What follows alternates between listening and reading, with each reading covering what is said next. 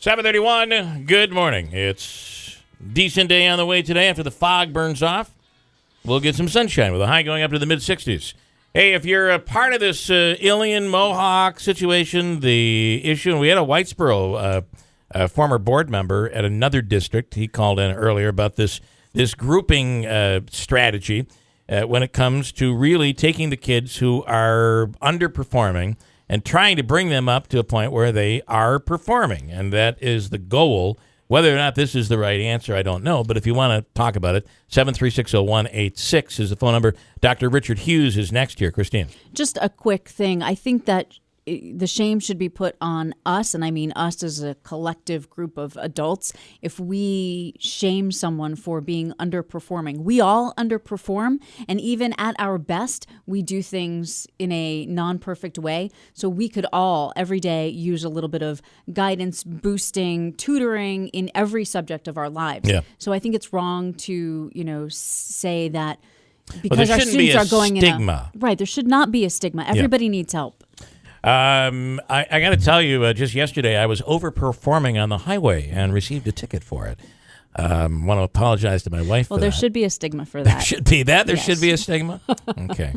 The fact is, this is about performance, and you want to give every kid the opportunity. On the line right now is Dr. Richard Hughes. He is the superintendent of schools, and you seem to be in the crosshairs of some of these parents and teachers last night. Rich, thanks for coming on. What can you tell us about last night's meeting? Well, thanks, Bill. I thought it was a good meeting. It's good to have public opinion. When we originally scheduled our strategic planning and asked people to come out, we didn't get much of a response. We were hoping for numerous more. So now we have that communication going on. That's what we need. So the communication, we need to improve that across the board, and we will. We're looking to set up some board advisory committees.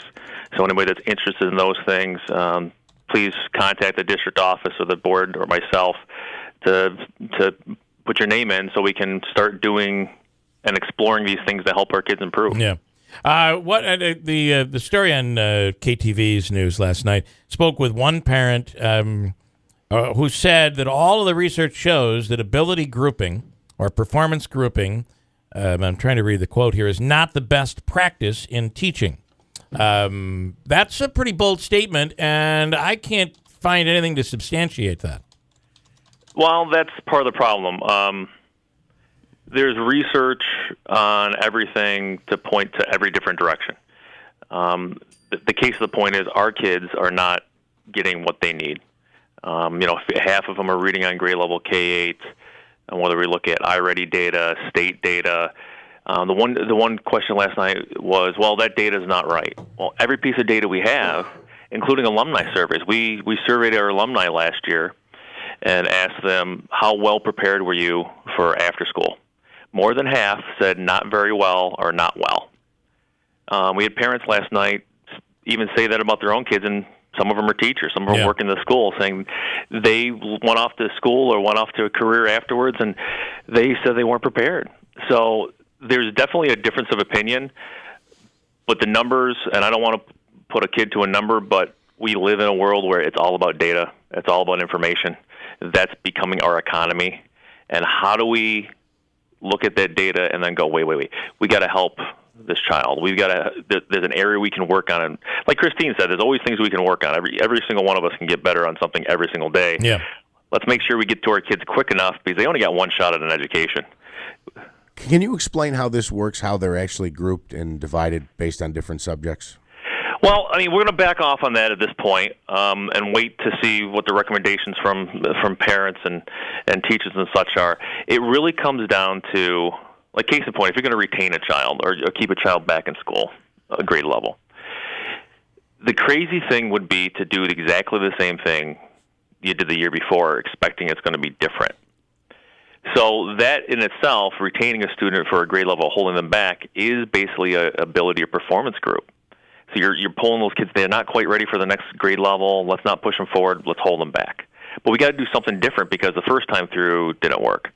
So those are some of the ideas that also came out last night, and I appreciate our staff and faculty mentioning those kind of pieces. It really comes down to finding where our kids currently are. And if a student who's in fourth grade is reading at a first grade reading level, they've got a lot of catching up to do. Yeah. So let's give them all the support we can possibly give that student full time to try to catch up. Because if they're not, all the stats, all the research shows, and even one of our former reading teachers mentioned this last night, if they aren't reading by the end of third grade, the rest of their career is going to be very difficult, and they're at risk of not graduating even.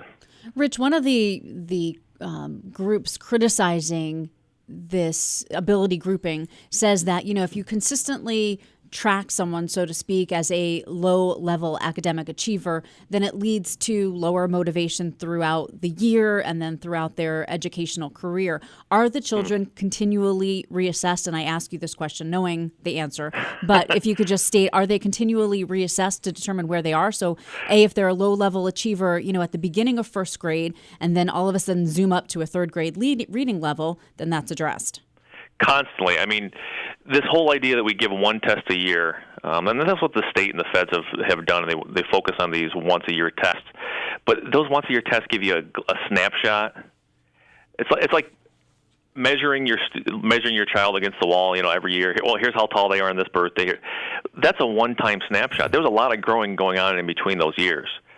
So the constant assessment of what our teachers, because they're the professionals in the classroom, to know where each child is and what those gaps are. That's what we got to boil down to. So a student can go quickly. We're looking at, not for this summer, but one of the parents made a comment and said, well, what about a summer school for the kids that need it? That's something we definitely need to explore. It's a great idea to do so. But it's constantly assessing where our students are. And I had a couple of them even say, including afterwards, my child does very well, doesn't feel like they're being pushed enough. Yeah. So it's not just the students that struggle, it's a whole gambit. So if we have every single kid, like Christine talked about, more a fixed mindset. We're afraid of labeling our students. Well, they know if they're struggling or not. They know. They shut down in class, they act out.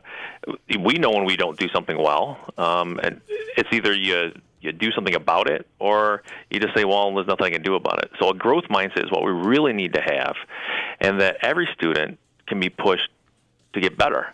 And if we're focused on getting better every day, then those students, the self-confidence thing will take care of itself. How do you, go ahead, Christine. Does the district use iReady? We use iReady. We used to use STAR. iReady has been championed and was highlighted by Tom Van de Ark and others as a top-notch piece to look at. So the children already know where they stand because iReady tells them, right, every time they use it. And it what is iReady, by the way? iReady is an online reading and math program. Got it. And it does a couple things. It does, you could have the teacher sit with each individual child and figure out where their reading level is. That takes a lot of time, which we can still do that if our faculty and staff want to do that.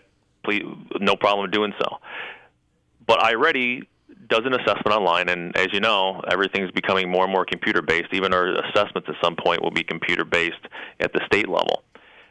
So it measures the student, it gives them questions, and when they struggle on certain questions, it automatically changes the difficulty of the questions. That's one thing our state tests and other tests don't do. Paper tests can't change the difficulty of the questions based on how well the child's doing. Yeah. So if a child's not doing well, they're constantly getting hammered that they can't do it.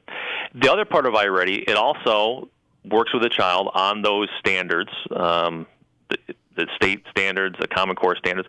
It works with those skills specifically. So like one of my oldest is in kindergarten. He'll go on and it'll work on counting. It'll work on addition, base 10, and things like that. And if he gets a couple questions wrong, it will have him go back to an easier lesson. If he gets them right, at least 80% of them right, which is they consider mastery. You don't need to get 100, 80% or above, because everybody's going to make mistakes. Then you go on to the next difficult item, and it just progress is there. It's not a way to replace teachers. It's a tool to give our teachers and our students, no matter where they are, an ability to continue learning. We have parents that have asked, they don't have internet access at home because they live on one of the hills, up on Shoemaker or such like that, and so we're working with our state government and things like that to hopefully expand broadband access because they want to have their children have this access. It is my parents live south of Mohawk. They don't have internet. If you live on one of the hills, you can't get internet. There are areas that the cable system does not go, so they don't have high-speed internet. You can buy for a pretty pricey, which is what my parents do. They buy they buy satellite internet, but it's extremely slow and it's very, very expensive. But it's not available there. Brindisi was talking about, the assemblyman was talking about that recently, that this area has plenty of spots where high-speed internet is not available. And Mohawk's district, Illion's district, that Central Valley district has a problem like that down there. That fact alone has to have an impact on the... I'd like to ask Dr. Hughes about, a lot of people were critical of the governor and the way that Common Core and the standards and the testing, all this stuff was rolled out. Do you think, as I've got somebody saying, hey, this is your fault, it's the board's fault, you rolled this out in a way that scared parents, and now you've got this unrest. Do you agree somewhat with that, and are you addressing it, or do you not agree with that? Well, I can see that point. When very few people come to a board meeting, and we do put information out there in the papers and other places asking for people to join strategic planning and things like that, and we did get a number of people, but very few staff and a few parents here and there. So we got to do a better job of communicating that piece, but we've also got to have the communication back. I think last night took a big step towards helping that. Yeah. As hard as last night was, you feel that was positive? I do. People can make things personal and such, but when it comes down to it, it's about our kids. Yeah. My kids, everybody's kids. We have 2,325 kids in our school district, and we need to do the best possible thing we can do for them on a daily basis so they can go off and do whatever career, whatever passion they have, and support themselves and their future families, and hopefully turn the Mohawk Valley into a hotbed where people want to be and live. We talked about the scores, and I'm not bringing them up because I'm bringing them up because it is what it is. 35th out of 36. The only thing that separates Proctor, which has a 65% English second language issue, the only thing that separates Proctor from the rest of the schools in the area is Central Valley Academy. The scores are low. Something has to be done, whether it's this or I would assume you've got to do something, right? Right, and that's what we're trying to figure out. We're not going to come up with ideas that are going to harm our kids, but if we don't do anything, we're harming our kids. Yeah. So, it comes down to let's work together, let's collaborate. These board advisory committees. The one comment that still surprises me, I don't know where it's coming from, is if people speak up, there's going to be retribution. I have no idea where that's coming from. My door's always open. You guys sent me a tweet this morning, and bang, I'm on the phone with you. We've got to get together, and even if we don't agree, we've got to make decisions that are best for our kids, and our kids deserve better. We can help revitalize our area, and it starts with the education of our children. One last question somebody's asking about is are the two teachers that were not renewed. This person is saying that might have changed. One of those teachers might have been might be kept on. What's the story there? Well, the board hadn't made any decisions yet. Those are conversations that are going on, and we have a certain date we got to notify probationary staff to. Yeah.